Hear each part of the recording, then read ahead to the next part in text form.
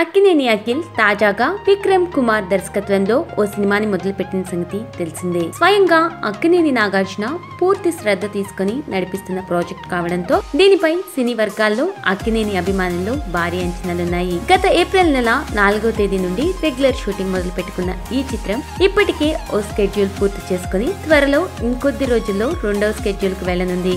అయితే ఈ చిత్రం గురించి తాజాగా ఓ ఆసక్తికరమైన వార్త వినిపిస్తోంది. అదేంటంటే ఒకప్పటి స్టార్ హీరోయిన్ టబ్బు ఈ చిత్రంలో నటిస్తున్నారట.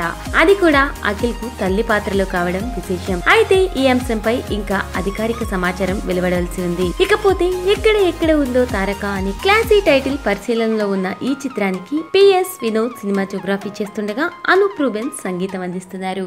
Please do subscribe for more videos.